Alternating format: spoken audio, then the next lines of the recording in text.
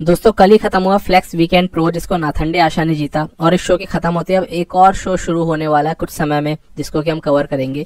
फिलहाल पहले इस वाले शो की बात कर लेते हैं। तो नाथन ने यहाँ पर बाजी मारी और अपना ये प्रो शो जीत करके ओलंपिया के लिए क्वालिफिकेशन हासिल कर ली, लेकिन उनके हिसाब से वो ओलंपिया में अब कम्पीट करने के लिए नहीं आएंगे। देखते हैं क्या उनका विचार बदलता है या फिर उनको वीजा मिलता है यूएस का कि नहीं, क्योंकि मुझे ऐसा लगता है कि अगर एक एथलीट को यूएस का वीजा मिल जाए तो बहुत कम ऐसे एथलीट्स होंगे कि क्वालिफिकेशन होने के बाद, वीजा होने के बाद भी ना आए खेलने। लेकिन उसका भी हमने एग्जांपल देखा है ईन वेले जैसे एथलीट्स के साथ में। लेकिन यहाँ पर नाथंडे आशा फिलहाल ओलंपिया क्वालिफाई कर चुके हैं और इस तरीके की इन्होंने अपनी फिजिक दिखाई थी इस शो में, जो एक अच्छी फिजिक थी, ओके फिजिक थी, कोई बहुत बेस्ट और एकदम शार्प बेस्ट फिजिक नहीं थी। डेफिनेटली अब नाथन के जो मसल्स हैं वो उस तरीके से अब यंगर नहीं दिखते हैं, उतना ज्यादा वो फुल नहीं दिखते हैं। मसल थोड़े से ऐसा लग रहा है कि अब टायर्ड हो गए हैं, इनके बॉडी में वो टायर्डनेस आ रही है, कहीं कहीं पे थोड़े थोड़े फ्लॉज भी आने लग गए हैं। तो फिजिक अब ऐसी है कि ओलंपिया के टॉप 10 में शायद प्लेस हो जाए, लेकिन इसको क्या फर्स्ट फिजिक हम बोलेंगे? नहीं, फर्स्ट कॉल आउट के बॉडी बिल्डर्स ज्यादा खतरनाक है। लेकिन नाथन ऐसे है कि अगर एकदम शार्प आ जाए तो जरूर से फर्स्ट कॉल आउट में अपनी जगह बना सकते हैं। पर ये मैं कर रहा हूँ हाइपोथेटिकल बात, क्योंकि इनको ओलंपिया में आना नहीं है अकॉर्डिंग टू हिम, और जब आएंगे ही नहीं तो हम क्यों ये सब बातें करें। तो इसीलिए नाथन अब उतने रिफ्रेशिंग, उतने कमाल के नहीं दिख रहे हैं जैसे अपने प्राइम टाइम पे दिखा करते थे।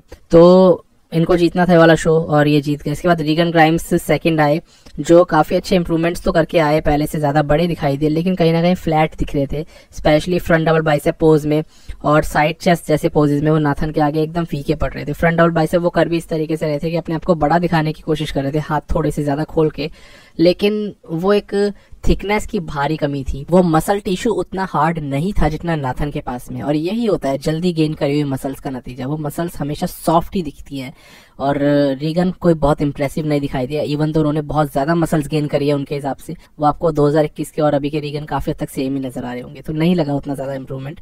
और मेनली उसके लेवल की कंडीशनिंग, ग्रेनीनेस तो खैर इनमें है ही नहीं कभी भी, लेकिन उस लेवल की कंडीशनिंग भी रीगन नहीं लेकर आ पाए इस शो में। तो यहाँ पर ज्यादातर पोजेस को जीतने की वजह से नाथन इस शो को जीत जाते हैं और कर गए ओलंपिया क्वालिफाई। इसमें थर्ड प्लेस दोस्तों आता है रोमन फिट्स का और फोर्थ प्लेस आता है एक चाइनीज बॉडी बिल्डर जो है शोमिंग येंग। तो इससे पिछली वीडियो में मैंने बोला था कि ब्लेसिंग के लिए थर्ड आना तो भाई अब बहुत दूर की बात है, और वो 5th 6th आ सकते हैं। तो ब्लेसिंग इसमें एक्चुअली में 5th आए हैं और ये भी बहुत अच्छी प्लेसिंग है इनकी, जिस हिसाब की बॉडी लाए थे। तो अब ब्लेसिंग और रीगन इन दोनों की क्वालिफिकेशन अटक गई है, क्योंकि इन दोनों में से कोई जीता तो है नहीं। नाथंडे आशा जीत भी गए, ओलंपिया में दिखेंगे भी नहीं। अब रीगन और ब्लेसिंग के पास फिर ऑप्शन क्या है, ये हम डिस्कस करते हैं। तो ये हम थोड़ा आगे डिस्कस करेंगे। अब इससे पहले हम चलते हैं अगले अपडेट पे और यहाँ पर बात करते हैं क्लासिक फिजिक एथलीट्स की, क्योंकि अब एक बहुत ही स्पेशल शो होने जा रहा है जो है दुबई प्रो शो। 24 तारीख को ये शो होगा और इसमें क्लासिक फिजिक के बड़े बड़े एथलीट्स आपको कम्पीट करते हुए दिखाई देने वाले हैं। शो की यही हाईलाइट है। यहाँ पर मेनली टेरेंस रफिन खेलने आने वाले हैं, जो ओलंपिया की क्वालिफिकेशन लेने की बिल्कुल प्लानिंग में होंगे इस शो को जीत करके। उनके अलावा अगर मैं बात करूं, वेस्ले विजर्स यहाँ पर खेल सकते हैं। एक यहाँ पर काफी अच्छे क्लासिक फिजिक एथलीट है उभरते हुए, नाम है इनका मेडलमैन। तो ये भी बहुत अच्छी फिजिक, बहुत ही प्रोपोर्शनेट फिजिक कैरी करते हैं। इसके बाद में अगर बात करूं तो चेन कैंग एक बहुत अच्छे एथलीट है, ये भी पिछले साल 14th आए थे। इनकी फिजिक में हार्डनेस की काफी ज्यादा कमी लगती है, लेकिन बहुत ही अच्छा ब्यूटीफुल सिमेट्री इनकी फिजिक में है, बहुत अच्छी मसल्स है। तो मेनली यहाँ पर जो शो के हाईलाइट रहेंगे वो रहेंगे टेरेंस रफिन, वेस्ले विजर्स। वेस्ले भी काफी ज्यादा इंप्रूव कर चुके हैं, 8th प्लेसिंग पिछले साल ओलंपिया में लेकर के आए थे। किसी को अगर ना याद हो तो मैं दिला दूं, क्योंकि वेस्ले बहुत खराब प्लेसिंग लेकर के आया करते थे, पर अब काफी अच्छी इंप्रूवमेंट करते जा रहे हैं। स्पेशली अभी जो इनकी लेटेस्ट ये जो अपडेट आया था, इसके अंदर इनके चेस्ट के फाइबर्स और डेल्ट्स कितना ज्यादा ड्राई है, कितना ज्यादा हार्ड है ये मसल्स, आपको क्लियर इनके अंदर फाइबर्स दिख रहे होंगे। तो हमेशा ये इस तरीके की फिजिक दिखाते हैं। थोड़ा सा स्ट्रक्चर उतना ज्यादा फेवरेबल नहीं है, लेकिन उसके बाद भी अब काफी अच्छे मसल्स आ गई हैं, एक बैलेंस आ गया इनकी फिजिक में। उस हिसाब से अब इनकी प्लेसिंग भी फिर इंप्रूव हो रही है। यहाँ पर टेरेंस रफिन भी काफी ज्यादा इंप्रूवमेंट करके आने की एक फिराक में बैठे हैं, क्योंकि इनके फिजिक में थोड़ी बहुत थिकनेस पहले से ज्यादा आनी शुरू हो गई है। देखते हैं कंडीशनिंग कैसी लेकर के ये आते हैं।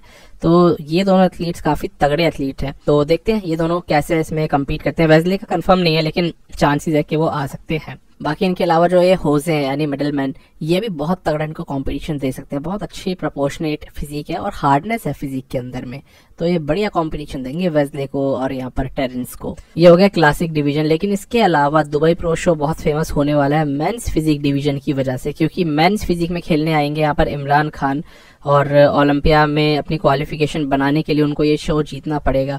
तो इमरान लगातार अपने फिजिक अपडेट्स डाल रहे हैं। बैक वर्कआउट उन्होंने अभी शेयर करा, इसके अंदर ऐसे ट्रेनिंग ये करते हुए नजर आ रहे थे, और लगातार ये मेनली इंप्रूव कर रहे हैं अपनी बॉडी की ओवरऑल थिकनेस, ओवरऑल साइज को, जिसमें कि ये काफी ज्यादा कामयाब होते हुए नजर आ भी रहे हैं। तो अभी 13 दिन आउट है ये वाला शो, देखते हैं किस तरीके से इमरान दिखाई देंगे। लेकिन प्रॉब्लम इनके साथ ये आएगी कि इनके सामने खड़े होंगे एक बहुत ही तगड़े मेंस फिजिक कॉम्पिटिटर, नाम है अहमद शौकरी। अहमद शौकरी ने लास्ट टाइम ओलंपिया में कम्पीट किया था, बहुत अच्छी फिजिक नहीं इनकी थी क्योंकि ऑफ आ गए थे, लेकिन इनकी फिजिक इतनी ज्यादा बड़ी, इतनी ज्यादा राउंड है कि वो एक बॉडी बिल्डर टाइप हार्डनेस और ग्रेनीनेस दिखाते हैं। ये बहुत हाई लेवल की थिकनेस है इनकी मसल्स में। तो ये एक बहुत इंप्रेसिव एथलीट लगते हैं जब ये स्टेज पे खड़े होते हैं, मतलब आपकी निगाह नहीं हटेगी इनसे। ये इमरान खान से वो टाइटल जीतने का सपना थोड़ा सा दूर कर सकते हैं। लेकिन एक बार बताऊं, अहमद शौकरी भी कोई बहुत कंसिस्टेंट एथलीट नहीं है, बहुत कंप्लीट नहीं है, बैक स्पेशली इनकी बहुत ही फ्लैट है। तो इमरान खान एक ऐसे एथलीट है जो काफ़ी ज़्यादा कंसिस्टेंटली परफॉर्म कर रहे हैं, लगातार अच्छी शेप तो दिखाते ही है। मेरे हिसाब से इमरान बहुत खतरनाक होने चाहिए। अहमद शौकरी अब कैसे आएंगे इसके बारे में कोई कमेंट नहीं कर सकते, क्योंकि कोई कंसिस्टेंट एथलीट होता तो बिल्कुल श्योरिटी के साथ कुछ ना कुछ तो बोल ही देता। पर ये एथलीट बहुत थिकनेस है इसमें, बहुत राउंडनेस है, बहुत बड़ा शरीर है इसका, लेकिन स्टेज पे दिखने वाली रियलिटी हमें नहीं पता कैसे होगी, उसके बारे में अभी तक हमें सच में कुछ नहीं पता। तो बहुत जल्दी पता लगेगा 13 दिन बाद। अहमद शौकरी को मैं इमरान खान के साथ खड़े हुए जरूर देखना चाहता हूँ, चैलेंज करेंगे तो बहुत सही है। तो मजेदार कंपटीशन होना चाहिए मेंस फिजिक का, मुझे ऐसा लगता है। अब इसके बाद दोस्तों अगर हम चले तो इसमें अगला अपडेट आ जाता है और एक कैनेडियन एथलीट का, जिसने कर दिया है मुझे ब्लॉक। यहाँ पर नाम आता है इयन वेलियर का। तो लगता है कैनेडियन एथलीट्स को मैं थोड़ा कम ही भाता हूँ। तो इससे पहले भुवन ने मुझे ब्लॉक किया था, अब ये एक और एथलीट ने, इयन ने मेरे को ब्लॉक कर दिया। तो थोड़ा होता होगा शायद इन लोगों में, बाहर ज़्यादा है ब्लॉकिंग का कल्चर, ये मैं देख पा रहा हूँ। तो ठीक है, बहुत सही टाइम पर इन्होंने मुझे ब्लॉक किया, क्योंकि मुझे अब जरूरत भी नहीं है इनका अकाउंट एक्सेस करने की। भाई रिटायरमेंट तो ले चुके हैं, परफेक्ट टाइम पे इन्होंने ब्लॉक किया। ये आता है दोस्तों इयन वेलियर का लास्ट अपडेट। तो रिटायरमेंट के बाद की ये फोटो डालते हैं, मतलब कभी भी इतनी अच्छी फोटो उन्होंने पहले अपने कंपटीशन डेज में नहीं डाली जितनी अब रिटायरमेंट में डाल दी, और बहुत अच्छे दिखाई दे रहे हैं बिकॉज अभी तो रिटायर हुए हैं। तो इनका बॉडी वेट अभी 260 LBS के नीचे है। इयन वेलियर का कहना है कि उनकी स्लीप, एपेटाइट और डाइजेशन काफी ज्यादा इंप्रूव हुए हैं, और आने वाले टाइम में और ज्यादा बेहतर अपने आप को करके दिखाएंगे। इनका टारगेट है यहाँ से 20 से 30 LBS और नीचे आने का, ताकि ये ज्यादा बेहतर परफॉर्म कर पाए डे टू डे एक्टिविटीज में, स्पेशली इन रनिंग, यानी जो स्प्रिंटिंग होती है उस चीज को अपने इम्प्रूव करना चाहते हैं। तो अब ये टारगेट रखते हैं 11 सेकंड में 100 मीटर दौड़ने का। तो अलग ही टारगेट होगा इनके एकदम रिटायरमेंट के बाद से ही। और ठीक है, ये जो है जो भी कर रहे हैं फंक्शनल ट्रेनिंग ज्यादा करके कर रहे हैं अपनी बॉडी को हेल्दी रखने के लिए, लंबा जीने के लिए। तो ये बहुत सही चीज है, और बस उम्मीद करते हैं ये जो भी अपने प्लान्स रख रहे हैं अपने फ्यूचर को लेकर के, वो बढ़िया तरीके से एग्जीक्यूट हो, और जो भी करे लाइफ में वो बेस्ट करे। तो ये था इनका करियर, और अभी ये ओलंपिया स्टेज पर या किसी भी और IFBB प्रोफेशनल स्टेज पर नहीं दिखाई देंगे इनके मुताबिक। तो ये है दोस्तों इयन वेलियर, और ये था इनका अपडेट। अब दोस्तों हम बढ़ते हैं अगले एथलीट पे। ये अपडेट आ जाता है चार्ल्स ग्रिफिन के ऊपर। दोस्तों सही बताऊं, चार्ल्स ग्रिफिन मुझे लग रहे हैं नेक्स्ट बिग थिंग। पर एक चीज इनके साथ में, और वो इसलिए बोल रहा हूँ क्योंकि लगातार इतना जल्दी इंप्रूव कर रहे हैं, इतने सारी चीजें ऐसे ऐसी दिखा रहे हैं कि अब दूसरे बॉडी बिल्डर्स भी शॉक होने लग गए हैं। बस एक छोटी सी प्रॉब्लम इनके साथ में मुझे ये लग रही है कि ये इतने यंग नहीं है। तो कुल मिलाकर के ये जो पीक मारेंगे ना, आने वाले 2 से 3 सालों तक मोस्ट प्रोबेबली कम्पीट करेंगे बहुत बढ़िया तरीके से। उसके बाद में कहीं ना कहीं बॉडी डाउन आती रहेगी। इसलिए कह रहा हूँ मैं ऐसा, क्योंकि अभी 42 ईयर्स के ये हो चुके हैं, तो वही 2 से 3 साल ये बढ़िया करेंगे, उसके बाद 45 के हो जाएंगे, तो तब बॉडी उस तरीके से नहीं पीक कर पाएगी। वो मार्जिन अभी कम बचा है। 2010 के तो ये IFBB प्रो बने हुए हैं, पर अभी जो कर रहे हैं हम उसके बारे में बात करते हैं। ये क्या कर रहे हैं ऐसा? तो इस वक्त पे ना ये लगातार अपनी बॉडी में दिखा रहे हैं इम्प्रूवमेंट्स, और तैयार हो रहे हैं 4 हफ्ते बाद होने वाले लेजेंड स्पोर्ट्स फेस्टिवल के लिए।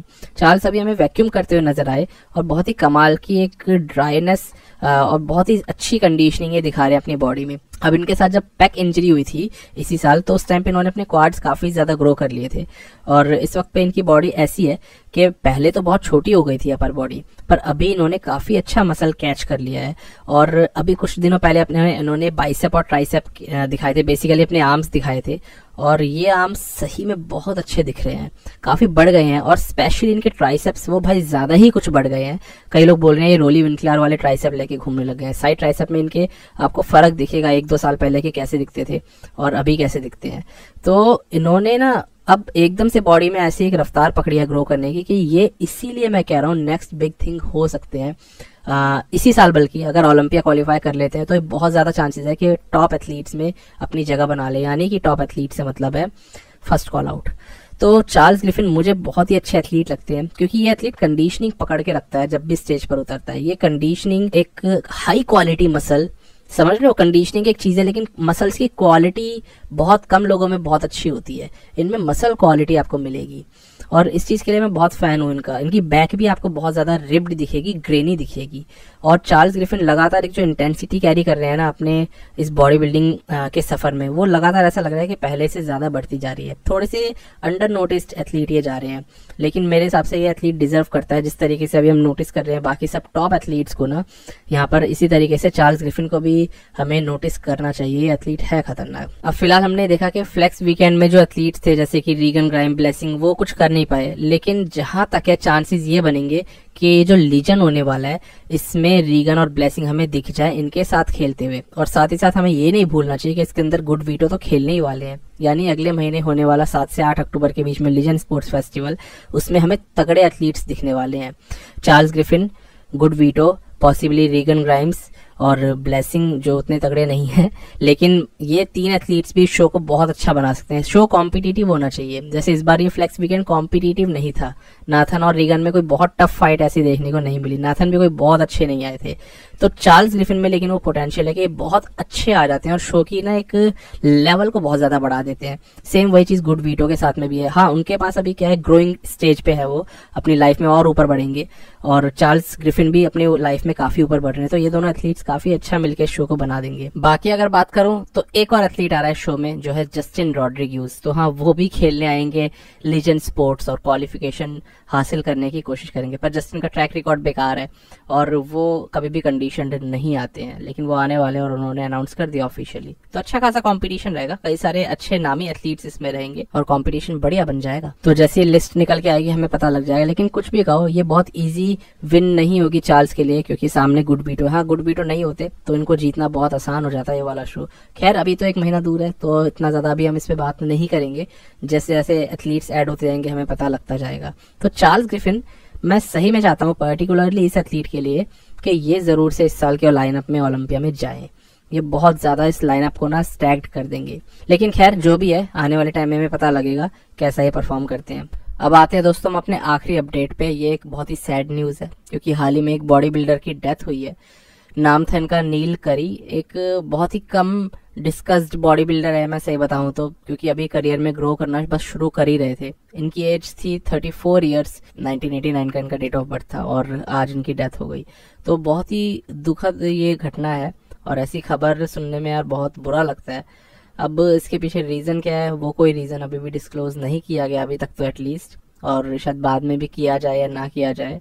लेकिन इतनी कम एज में डेथ होना बहुत ही अजीब है। और ऐसा नहीं है कि कोई मास मॉन्स्टर थे, इनफैक्ट एक क्लासिक फिजिक कंपेटिटर थे पिछले साल तक।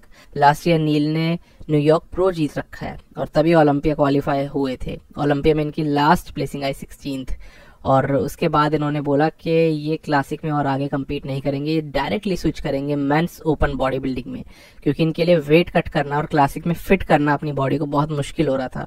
अब तो खैर क्लासिक की वेट लिमिट बढ़ गई है, लेकिन तब ये बोल रहे थे 244 से 215 जाना इनके लिए पॉसिबल ही नहीं है, और इसीलिए अभी मेंस ओपन बॉडी बिल्डर बन गए। लेकिन इस साल ज़्यादा इनके बारे में कुछ खबर नहीं आ रही थी, कहाँ कम्पीट करने वाले थे, क्या था क्या नहीं, लेकिन सीधा इनकी डेथ की खबर आई अभी, और ये बहुत ही अजीब सा कुछ हो गया। तो बहुत कम एज में इस तरीके से बॉडी बिल्डर्स जा रहे हैं। फिजिक इनकी आप देख सकते हो, बहुत एक अलग किस्म की फिजिक थी। बहुत ज़्यादा गिफ्टेड नहीं बोलूँगा, लेकिन कुछ एक आध पोसेस इनके बहुत अच्छे आते थे, जैसे कि फ्रंट लैट स्प्रेड बहुत तगड़ा हिट कर दिया करते थे ये। बस यार, बाकी तो पता नहीं क्या रीज़न है क्या नहीं, और मैं इसलिए कोई कमेंट करके इधर उधर की स्पेकुलेशन भी हिट नहीं करूँगा, जो है आपके सामने मैंने रखा। और बस ऐसा होना नहीं चाहिए था भाई, मेन बात यही है। बस दोस्तों, आज तो यही थे सारे अपडेट्स और न्यूज़। बस अब मिलते हैं एक नई वीडियो में एक नए टॉपिक के साथ, तब तक के लिए स्टे ट्यून्ड, गुड बाय, शुक्रिया।